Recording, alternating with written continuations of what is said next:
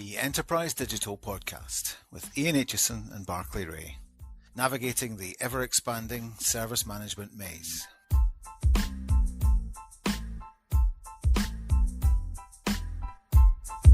Hello, welcome to another exciting episode of the Enterprise Digital Podcast. I'm Barclay Ray. I am joined by my partner in podcast crime, by Ian Aitchison. Ian, how are you doing? This is a podcast crime indeed. Yeah, I'm fine, thank you, Barclay. Very well, and I hope you are too. I'm absolutely spiffing, as they say. Yes, you could describe this podcast as a bit of criminal activity, but let's leave it there. We're at episode 3,004,000,004, I think, but I'll have that verified when we actually get this published. One thing that is permanent in the universe that doesn't change is the fact that usually at this time you bring along some fascinating articles of whimsical trivia. Do you have those today? I do a little bit, yes. I've got a little one to share with you today, as usual. I'm going to start with a question for you, Barclay. I'm going to start with a question. Does your bed have an offline mode? I don't understand the question. My bed. So, well, maybe I'm you consider one.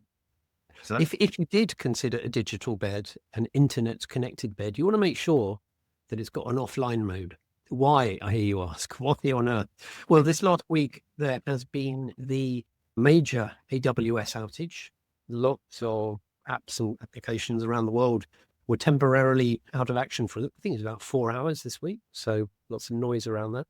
One of the interesting services which was out of order was the one which connects the bed in the US, beds from an organization called 8Sleep.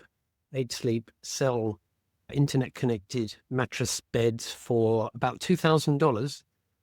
And they're connected to the internet and they're connected to AWS, and AWS went down and the control of those beds, which I think is through the phone mobile app, ceased to work. If they were in heat mode, they permanently heated up for 4 hours. If they were in a particular position, they permanently stayed in that position throughout the outage, causing a storm of complaints from the customers that had purchased these beds that found they were stuck in all sorts of positions. And the manufacturer has just introduced an offline mode for their beds. So if it happens again, you'll be able to control it offline. How about that? No doubt. I mean, the comment that you always see in the media is when something utterly pointless and trivial like this happens, it says millions of people are fuming about this. You know, people are writing in, fuming, angry. Yeah, I saw a few cross tweets. Needs a digital bed, honestly. Well, I think that's a question for the what are they called? 8Sleep organization. Clearly they have a customer base, so maybe you're just not the target customer for that. I guess I'm probably not the target customer. I probably wouldn't make a very good reference customer for them. Even if it worked as a digital bed, I'd be embarrassed by the fact that I had one, put it that way. Anyway, we move on. We move from let's put our beds into offline mode and have a discussion and introduce our guest. Yes, let me bring the guest up. Here we are. We have this week, delighted to welcome Keith Andes from EasyVista, previously of Gartner. Welcome to our podcast, Keith. Thank you. Pleasure to be here. We're not going to talk about online beds or digital beds. We'll talk about one more fulfilling than that, but we can always rely on Ian to come up with something that is earth-shatteringly pointless. Yes. One. Okay. It's great to have you on. We're going to talk a little bit about aspects of work that you've done, particularly a recent report on, the state of AI and various aspects of the different size businesses and so on. But can you just give us a quick sketch of, what you have done? I mean, I mentioned that you've been at Gartner and so on, but it'd just be good for people out there, maybe who don't know you, just to go, right, that's where you go. How did you get to this point in your career? Yeah, sure. I appreciate it. I I've had kind of a varied background and a weird path, as many people have. So I did a number of things in different industries that were just very customer facing business roles. And then I somehow managed to move into Gartner in a very entry level position in research.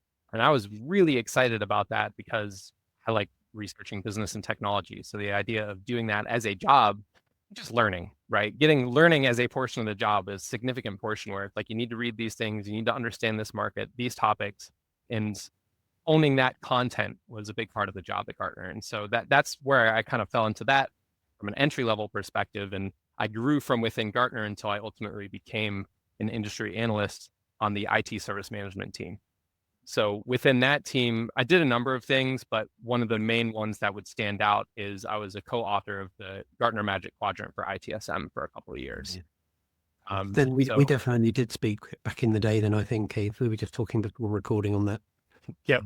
We were with Ivanti. Absolutely. Yep. And so, yeah, I definitely got a good inside view of the market, what customers want, what vendors are doing, where things are going, how things are growing, what's working, what's not working as a part of my research for building out the Magic Quadrant and, ranking where vendors place in the market and all that fun stuff.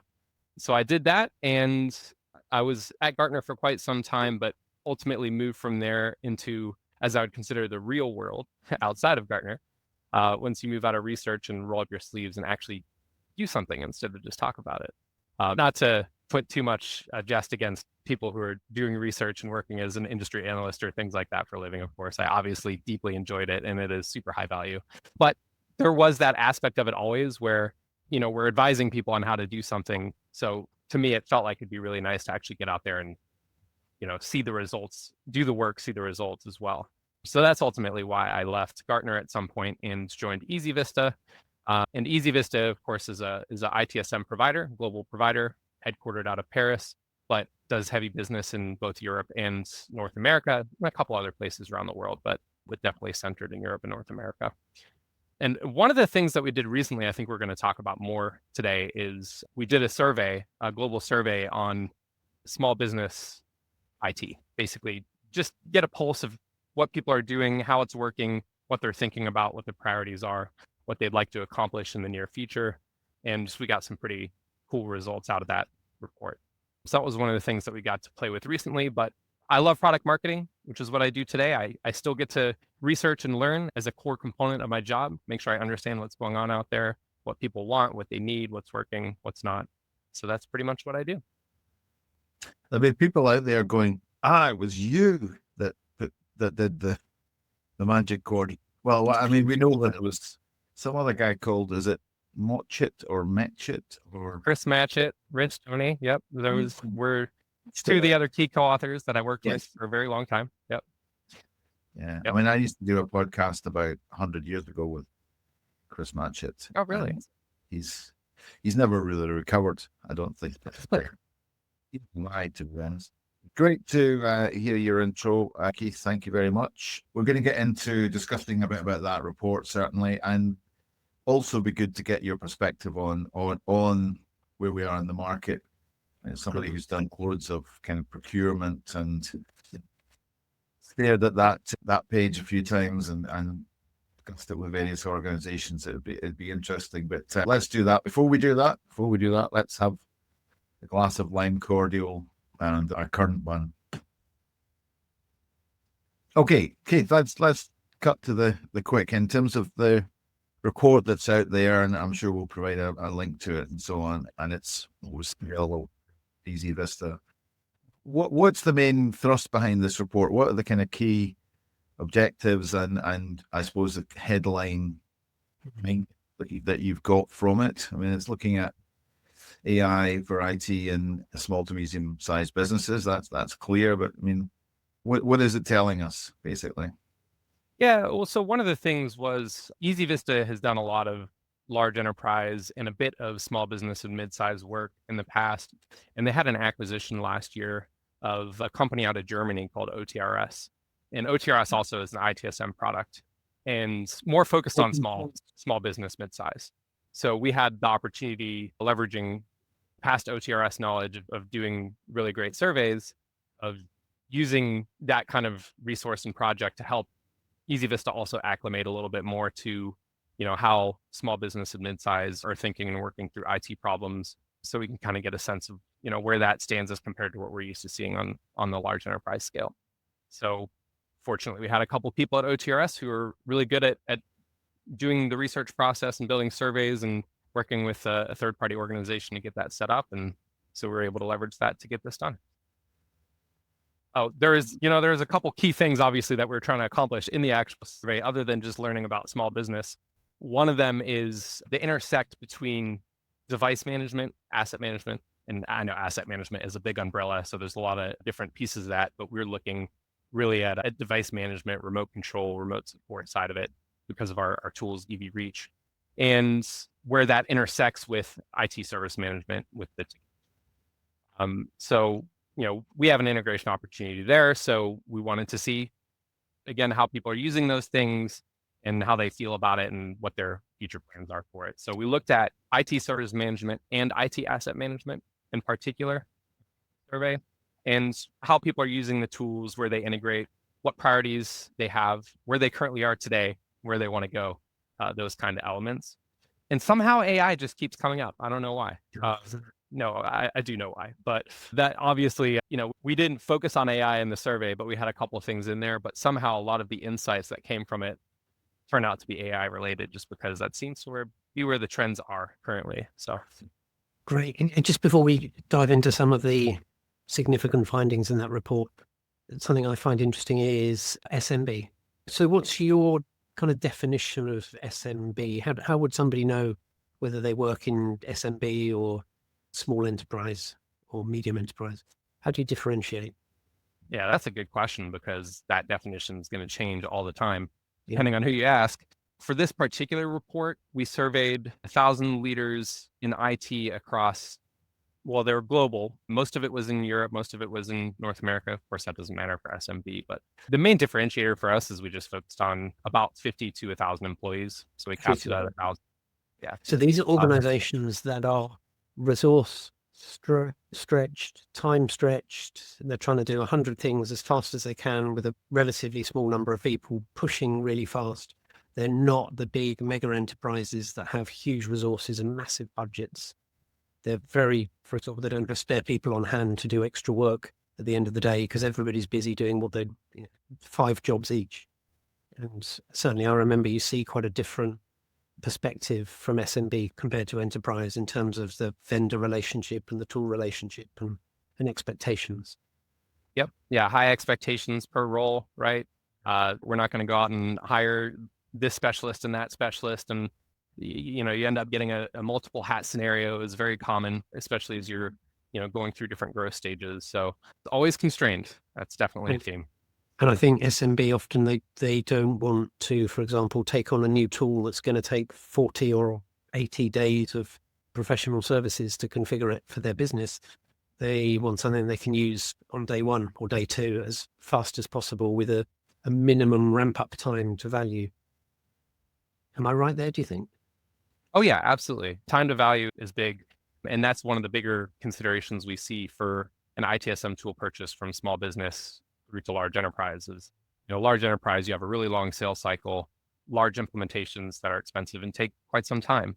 Whereas, as you mentioned, a smaller business is looking to get up and running right away. They, sinking money into months of ramp up is, it's obviously harder to see ROI on that. And it's a little more painful when you have a smaller budget and a smaller team. So that's usually not what we want to do. And so you'll see tools in small business in ITSM looking to show value within, a week or 2, you want to be up and running, maybe less. Whereas with large enterprise, you're not going to expect something like that. You'd be happy if it was 8 or 12 weeks or something like that, right? So very big difference. Okay. It's an interesting point. I sometimes see it from the other side, which is that if I'm working with an enterprise organization and, when you get some of the vendors that are coming up from the SMB side and competing in the enterprise market, just getting to understand the fact that that's the expectation of the enterprise organization. They don't expect things to be done terribly quickly, or even if they do, it's going to be costly and using a lot of resources. And they do expect to see, significant professional services estimates on there. And if they don't, they're confused. How can this work in 10 days? And I've had that conversation several times with, mid-range vendors to say, actually, you need to put more on your proposal. You need to really, because they want it then, and they expect it to be delivered that way. Whether that's right or not is another question, but it's an interesting part of how people move through the different levels of the market. What were the main findings? Sorry, what were the main findings that you got? I mean, did anything surprise you that came out? Not necessarily just about AI, but just any of the kind of feedback that you got from the report? Yeah, we did a really wide set of questions. And so as I went looking through them, I think my first recognition was, some of this is what I would have expected to see. So most of the survey results, I would say, didn't absolutely surprise me. And I think most IT leaders would feel the same, but there are definitely a couple of areas that resulted in some interesting findings. So I'll go over a couple of those now. One of those, on one hand, there's this broad recognition of IT service management, strategic value, and the strong interest of emerging technologies, obviously AI. So that's definitely happening. And it's nice to hear people talking about IT being strategic, not just a cost center. But on the other hand, you have a lot of, fragmented tools, people using manual processes. Talent shortages came up across multiple questions. Constrained budgets obviously came up. Everyone's always constrained, right? We don't have unlimited resources, but budgets were very clear as one of the big considerations for small business. And obviously those obstacles compared to something like emerging technologies like AI is hard to not notice, right? So that's a juxtaposition that we'll definitely talk about a little bit more. And then one of the other things that came up as a top priority was cybersecurity. In fact, in our main question about priorities, it was the top priority. So it even beat AI as a priority, which I found interesting. But we had kind of a contrast here, or a juxtaposition, or a place of friction with this as well. So it was noted that cybersecurity is a top priority, and it was recognized as the biggest challenge for managing endpoints was endpoint security. But when we asked for priorities for asset and endpoint management, cybersecurity was not a top priority for endpoints. So it was a top challenge for endpoints. It was a top priority for all of IT. But when it came to endpoint management, it was like, well, yeah, but we're not really actually going to do anything about it right now. We have other things that we need to handle. Is that because security in that context is a barrier to what they want to do? So they're trying to do things, and security is a challenge because getting in their way. So security, okay, it's new AI, it's new automation. Well, we've got to go through all these loops. We've got to have this meeting, we've got to do this document. Oh man, this is going to take ages. I just want to roll out this new capability to all of my devices. I just want to push out this automation, and I can't. So right. It's a big problem. Yeah, exactly. Are the solutions to the problem actually viable, attainable, realistic? They don't cause conflict with other things that are priorities, right? So fully that would have to be the reason that we have that direct conflict in the data, is people know it's important, but they have other things that they need to accomplish. Yeah, interesting. And related to that, I think there's quite a high thing that comes up in the report around integration as well. Lack of integration being quite a significant challenge. Is that something that you've seen much of? We covered that a lot in the report because it was of interest to us. Again, kind of we're looking at, since we have a endpoint management tool for remote support and stuff like that, that's directly integrated into ITSM. So we're looking across the market to see how people feel about that. And, for sure, especially in the small business space, this is true in enterprise too, though, frankly, things get put into the environment one at a time. And so it's kind of patchy over time. And we try to integrate things when we can. And sometimes that's, kind of glued together this way or that way. And so things aren't talking together very well. It's not super cohesive. And so we definitely got that kind of feedback from everybody. There's interest in integration. There's definitely interest in automation, which very much benefits from integration. And in fact, talk about AI there too, right? Because you have centralized control of data and the ability to, use those things together, that's going to be a great backbone for AI as well. So, we definitely found that the interest is there, and people are taking efforts to integrate, but a lot of it is not very cohesive, and they're seeing a lot of opportunity for growth in that area. And it is a real challenge. I've just started 2 pieces of work with different public sector organizations in the UK, and they're both very disparate. They've got lots of different teams and departments that, in anybody's world, completely separate. Running a crematorium or a playgroup or schools and fire, all those kind of things, and servicing those things. I mean, again,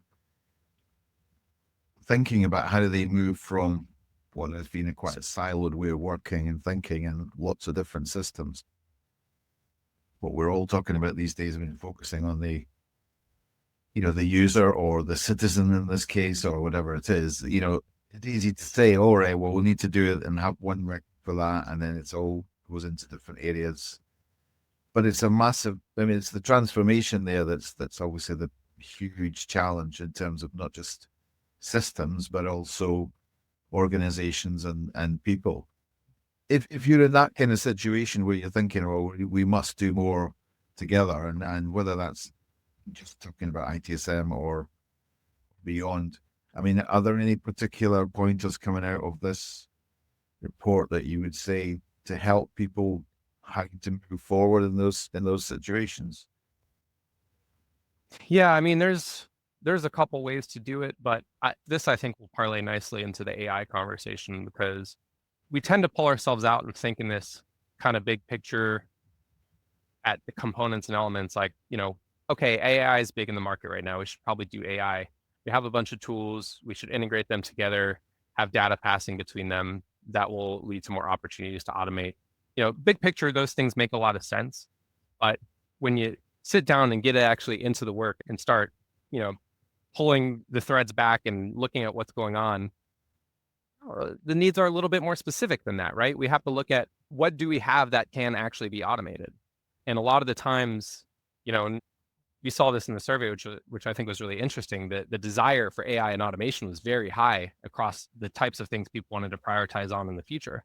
But where they needed the help the most is ITSM best practices process, right? And so it's like, well, if you want to automate, one of the best places to automate is where you have a good process in place that is highly repeatable, high volume, scalable, consistent, right? And we're saying that those things are not true. If we're having trouble with integrations, we have patchy tools, we need more training, right? Those kinds of things are the problems we're having. So AI and automation are not really the solutions to those problems. We probably need to solve those problems first so that we have a good environment in which we can use AI and automation a little bit more.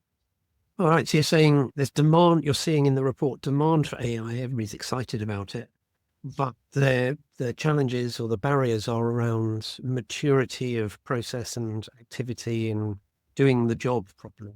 Am I getting that right? Yeah. So one of the questions that we asked was, what are your biggest barriers to using a dedicated ITSM tool? That was following the first question, which was, are you using an ITSM tool or other basic ticketing solutions, or spreadsheets, or just doing things manually? And so we had that when we asked back, okay, what are your barriers? The top 2 things were skills and budget. So we would like more training and we would like more money. Those are the things that they really need to be able to then support a full-fledged ITSM product. And so, yeah, those things are definitely really big part of it, cost and skills. And then we also asked future priorities. So, we basically said, okay, over the next 12 months, what are your top priorities? And the first one was cybersecurity, as I mentioned before. Number 2 and number 3 were AI and automation. So it's like, okay, your biggest barriers and problems today, skills and money, and what you want to do tomorrow, AI and automation. And so that's why I mentioned bringing it back to, it's like, okay, if we're trying to improve our processes and we need more skills to be able to do that, then AI and automation are probably actually a future step. Like, they're not a solution to that problem. Foundation right first. Get how you achieve success clear and defined and reliable first. then automate it, then sprinkle AI magic on top of it to be able to make decisions and communicate better and bring greater meaning from that. But you can't do any of that unless your foundation is strong, right? Unless you know what you do.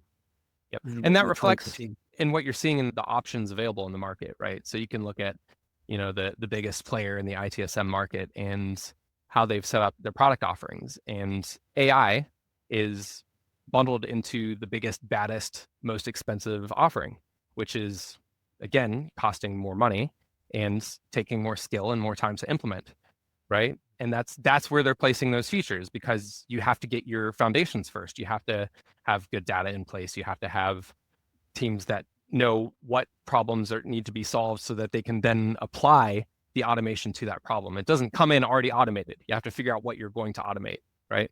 And I think that's one of the other aspects of this is, when we come in and they say, okay, well, we have a skills gap, we need more training. And then you say, well, what other kind of tools would you like? AI and automation sound like a replacement for knowing how to do something or doing it yourself, right? And that's not really the case. You don't remove responsibility over the work when you have AI and automation. Someone is still responsible for it, needs to understand it, needs to manage it, maybe even more so, because now you're monitoring something that's not getting so much touch, right? And so I think that's a big misnomer, and it worries me a little bit. That's the intent, to say, give me either more budget for training and tools, or give me more budget for AI and automation instead. It's definitely not instead.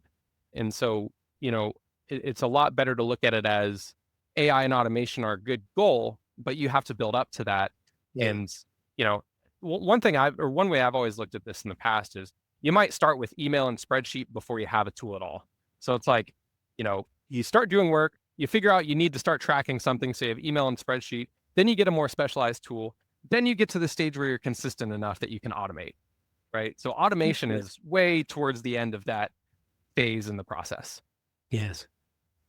One issue that I did come across this week with, well, I wasn't laughing, but it's a problem, is that one of the organizations starts to bring in people who are got experience of using AI or doing things, and like a couple of them are quite, in one organization, they didn't have any of these, they've been used to using Copilot and ChatGPT and all these kind of things to automate already some of their admin tasks, and they felt that they were going backwards, because they couldn't get them. And then you spoke to security and the risk and governance people, and they were saying exactly what you say, Keith, is like, well, we're not ready for it, we haven't got this, we can't do it yet because we haven't tested, and so on and so forth. I mean, it really added to the mix of challenge. I mean, albeit this was a large organization. I think the SMB world has got an advantage in its ability to, you're dealing with less people, you're dealing with less department, you're dealing with effectively less complexity.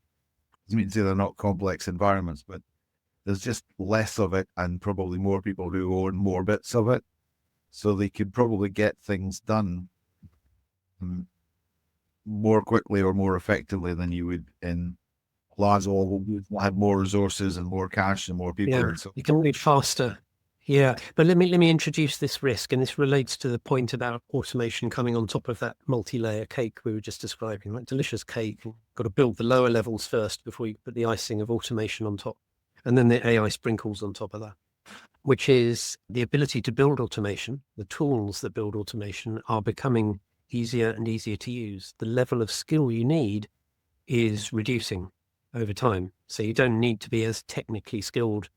Of late, I've been playing around with tool N8N, or is it Nathan? I don't know quite how you pronounce it, but it's another one, a bit like an evolution of Power Automate or Zapier, and these sorts of tools that are all about a massive list of things you can connect to, massive list of actions, a massive list of things you can push out to. And to build those automations requires much less skill than it used to. Now, the danger there is people will be able to pull together quick little automations that achieve an outcome more easily. In an SMB world, maybe they can do that faster. Maybe there's a little less bureaucracy. Maybe it's easier to roll something out. But then what's been built may not be well comprehended, may be forgotten about over time, may be missing the target. and you're turning out these slightly wonky integrations and automations that nobody knows about, and they're running silently, as you said, Keith. Maybe you don't see them. They're doing all sorts of crazy things running in the background, and eventually something goes wrong and your bed doesn't work anymore, Barclay, your bed doesn't pop up. But it's that idea of you lost sight of the automation. You built it, you pushed it out, you've lost sight of it. You moved on to the next thing. And by the barrier of the complexity of building automation, I think, coming down, there is a risk maybe that we'll see more and more of that turning them out. Is there something there maybe, Keith? Well, I think there's like two areas of skills that people need to recognize are separate. So one of them is the actual automation skills and the AI skills. And so, maybe you used to need to have a data scientist come in or someone with more AI specific skills to be able to apply it. And that's getting better. And as you're saying, that's better with AI as well. So you don't necessarily need someone who knows how to apply automations to workflow. But so that's one set of skills, is the AI and automation skills.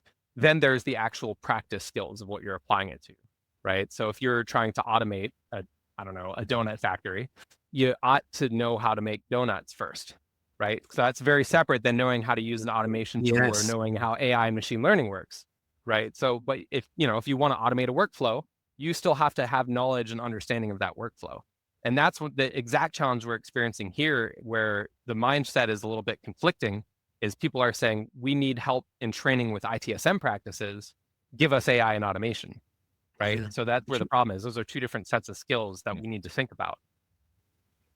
Did we not also discuss a few weeks ago another Gartner report that highlighted the fact that there seemed to be more success in implementations of tools that included AI rather than people trying to use AI tools standalone? Yeah, we would talk about how vendors building tools like your own, Keith, vendors building tools and putting AI as features inside those tools are more successful because it's a very targeted use case and it's very carefully prepared than a organization which decides to use a large language model and a third-party automation tool and build their homebrew, right? Homebrew is harder, much like real homebrew wine and beer. It will give you the worst hangover, and you might lose your sight in one eye. Whereas if it's been prepared by somebody that's put it to good use, it seems to be at the moment much more effective. That totally makes sense to me that that's happening. And a big part of that is that a lot of organizations are coming in and it's like cloud first, right? And now it's AI first. So we have AI budget. We want to see AI in the organization. We can't fall behind in AI or we're going to be in trouble. So, let's see where we can use AI and technology. And so, that's where you get these problems where you're trying to have this general solution and then figure out how to apply it. And that's really tricky. Whereas what you said, which I just deeply agree with, is use case. So when a vendor is already solving a specific type of problem, Salesforce is a CRM, EasyVista is ITSM, that's a specific subset of problems that we're trying to solve. So it makes sense for that vendor to come in and say, okay, where within this, what types of situations does it actually make sense to have automation or to have AI come in and perform some type of work? That's looking at a specific use case and solving that first. So what I see there, and this has actually been really interesting working with customers on the same thing, because, we go in and survey our own customers and have been asking, and we've done this, 3 or 4 times over the past couple of years. What AI features would you like to see? What kind of AI initiatives are you prioritizing?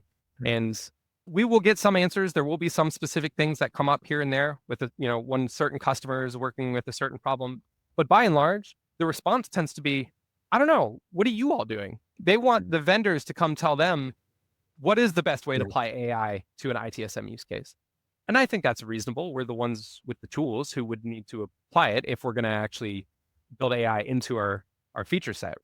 So it's a fair question, but I think that kind of validates the point, is you got to apply it to something. It's like, you don't want to buy a hammer and then go home and be like, what should I smash with this thing, right?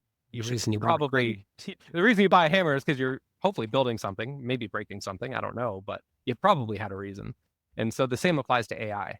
So it makes sense to me that, the more likely way that people are going to get value out of AI is if they buy a tool that has an AI feature that's already built in, as opposed to having separate AI solution that you're then integrating into a tool. However, it depends on use case. So if you have a specific problem you're trying to solve and you go look at the market or the tools that are available to you, and they don't have an AI feature that solves that problem, but you know that AI can help you come to a solution better than you would have without AI, then it might make sense to do your own integration. Right. Or it might make sense to wait until the vendor does it if this is something that everyone else is ultimately going to come to as well. That's something to think about. But I wouldn't say definitely don't do that. It just depends on the situation. But as long as we're starting with a use case, I'm happy. Maybe we could shift the term from cloud first or AI first to just hype first and go with that. That's nice. Our conversation, Caitlin, we just go back to your analyst hat for a little bit, because we've got into the market there, and I'll just be interested to hear your perspectives on where you think that ITSM market is at the moment, where it's going. I mean, there's been a bit of movement. We've seen Salesforce saying they're coming into the market. We don't get that many consolidations, but we have one or two. But it's, your one with OTRS is interesting because they've been around forever as the kind of, open source kind of tool. I thought that was a really interesting merger. But where do you think the market is now? What's going to be new? Where is it going to go next? It should look like. I think the ITSM market, honestly, is just increasingly more interesting, which is kind of fascinating because it's not an old problem, or it's not a new problem. It's a very old problem, I meant to say. And, so the market has been around for a long time. It's a mature market. There's a lot of solutions out there at various levels of ticketing, all the way to a full suite ITSM platform. And so you haven't seen a tremendous amount of movement over the past, good number of years. What you have obviously seen in the past years is the inclusion of enterprise workflows and enterprise service management. So you definitely saw that. AI and automation are nothing new. Obviously, AI is very accelerated, but we've been talking about AI and automation and AI ops, for instance, for quite some time. Shift left, self-healing, all these things are not new terms. But so it's rather interesting. If you look back some number of years ago, you really saw a bifurcation in your choices in the market, where to me, it felt like there was two categories of tools. There's one that really latched into this enterprise workflow opportunity and to really try to become a broader platform to support the business in more than just, providing IT support, but also providing support for the ability for the business to build their own workflows and do work using that ticketing solution. So you have a bunch of vendors that went this kind of enterprise service management approach, where we're a business partner, we're a part of that platform, and we're delivering more to the business. And then you have another part of the market that kind of focused really hard on the IT side and said, we have a lot more opportunity here to shift left. We have a lot more opportunity to grow maturity in IT, which still remains true, by the way. That hasn't moved much. And so they've grown out a lot more there, saying, how can we combine with maybe AI ops tools? How can we use some of these sensors to be able to maybe trigger something to happen and then automate a workflow after, so that maybe humans don't even have to get involved? And so there's been kind of that push in the IT market to see what can you integrate to an ITSM tool. And then there's been a push in the business market to see what you can integrate to the ticketing solution for business workflows. So that's been going on for a long time. And there continues to be opportunities on both sides of that. But things are feeling a little different right now. With AI coming in, we again found in the survey something like 88% of small businesses said they're using AI to some capacity in IT operations. So people are latching onto it. They are using it, whether we're getting value, whether we know what those actual use cases are. Hopefully we're not applying a $100 tool to a $3 problem, but I digress. It is being used. It is being used. So I think, a lot of the stories or ideas of where we wanted to go in the past, as far as being able to automate things and being able to connect things together, being able to remove humans from the loop a little bit, and, having an issue with a device or an endpoint or something up in the cloud, and being able to recognize that, see it, self-resolve it. Those things are definitely quickly becoming a lot more possible. And we're finding new use cases that we didn't even think about in the past. as far as what AI can do to help us. Knowledge management, for instance, is like, that's just going to be very different in the future. It hasn't been figured out totally yet, but an LLM basically is knowledge management in a way. It's like a different way to set it up, but that's what it is. So yeah, I find it rather exciting. I would say though, it's not as obvious where the future is going to be for ITSM currently. We'd like to say it is. There's some really good ideas out there, but the traction is still, a little hit or miss as far as what we're actually seeing. But we're seeing more movement. We're seeing more interesting things happening in the market than we have in a long time. It definitely seems to be active, and I think some of us have, thought maybe a few years ago that it would sort of die down a bit because people buy these tools and they move on, but the movement around tools. But I think there's also that tension between, which you kind of raised there, which is that between the need to be more, if you like, more automated, and focus more on the technical integration and all that kind of stuff that probably wasn't done before. It was like people, service desk and incident management and stuff like that. Whereas now they're thinking much more about, well, we do need to have configuration and we do need to have assets, and we need that stuff to be joined up, and then okay, well, do we automate that? So some of the real value of some of the practices is being at least realized and understood. So I think I agree. I think it's a really exciting time in the market, and maybe we should get the Magic Quadrant back. I don't know. What do you think about that? Well, actually, Gartner released something new, which is like a 3-year plan. They used to do like just a 12-month kind of agenda, and now they have a 3-year agenda. So it's not guaranteed or committed, but it looks like the Magic Quadrant is on the list for 2026 for ITSM. So it actually looks like it is coming back. It is rather interesting because they also have the MQ for AI apps in ITSM, right? Yeah. So now it looks like both of those will be in play at the same time. And I find that rather fascinating. So yeah, we will see. That's not commitment, especially not for me, but from Gartner also, we'll see if they actually follow through with this and what happens with both of those. But I hope they do. We should have you back another time, Keith, to talk about Magic Quadrant and that sort of thing, because I think it's a fascinating topic, the way it's both learns from and influences the industry as a whole. So many factors around it. So that'd be fun.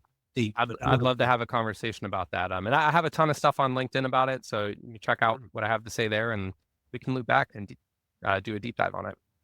You heard it here first. Yeah. Magic Quadrant, who knows? Well, yeah, let's talk about that again. Great stuff, Keith. Thank you very much. That was a great conversation.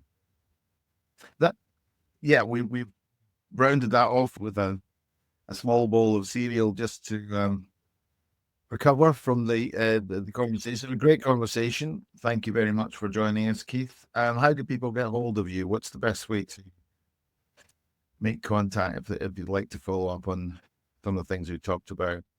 The best way is definitely LinkedIn. I'm very active there. I try to post there almost every day, but definitely every week. So you'll see me on there, and I talk a lot about AI, ITSM, B2B SaaS, and definitely Gartner and analyst relations as well.